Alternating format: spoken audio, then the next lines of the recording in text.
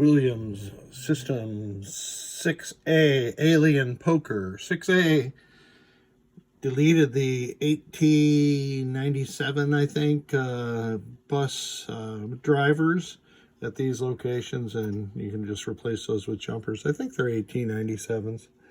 I'm not sure.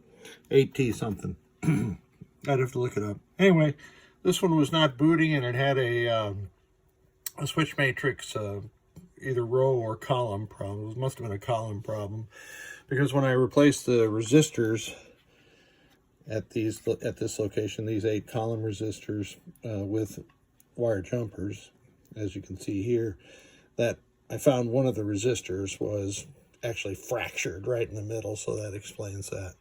So that fixed the column issue. What else have I done to this? So I've installed a CR2032 battery holder.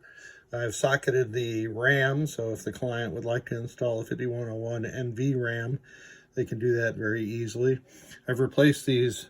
These aren't Scanby sockets, but they are just about as craptastic as a Scanby socket. So I've replaced all those with quality dual wipe sockets, and there were 4 of those, plus the 6808 microprocessor socket.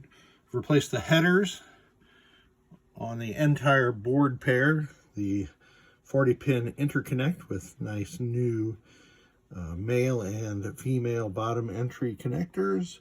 There are 12 additional connectors, 0.156 ramp lock headers on the board, and they have all been replaced also. Total of 3 transistors required replacement. 1, see if I can see all of them,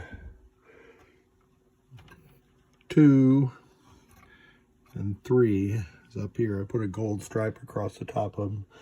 5-volt filter cap on both the driver board and the MPU board, and I've added a blanking indication, and when that blue LED is turned on, that means the blanking signal is high and the board is operating as it should. Lamp matrix doing what it does, and the only coil that's locked on or that's turned on right now is the coin lockout coil. And the displays are toggling between the default high score to date and 0. So let's get into test and test the display function. Alien Poker is a 7-digit display game. Fortunately, the display panel that Victor womped up supports both 6- and 7-digit displays, which is super nice. And here is my lamp matrix tester. This one's from Siegecraft. I haven't adapted my Victor boards over to these yet, but those are all working correctly. So let's check out some solenoids. Turn off the light so we can see a little better.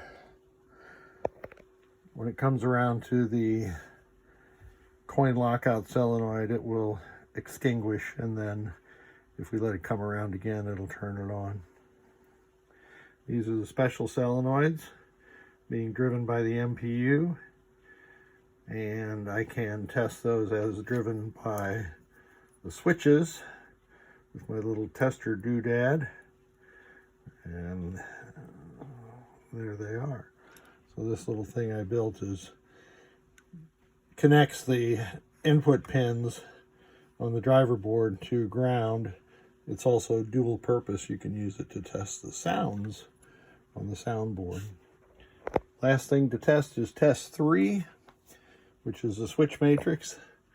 Alien Poker has 43 switches.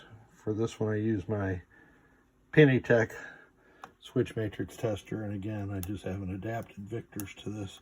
This one's portable, I guess, but I want to build a bench fixture for my system 3 through 7. That was all of column 1. I'm going to go through row 1, 41, 42, 43. That is the last switch that Alien Poker will report. And we press the advance button now. Alien Poker is game 1501. We can go through the audits and adjustments.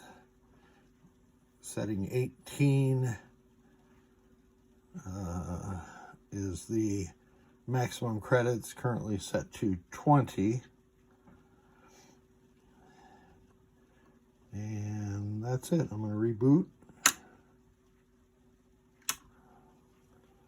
And you can see that the battery-backed RAM was working there because it came back in not audit mode. And she's all working again. Thank you so much for sending this pair. And shipping on Monday. Happy Father's Day to everybody who is a father, I guess, today. I enjoyed being the father of 3 girls. And they're much older now, but they enjoy the pinball hobby too.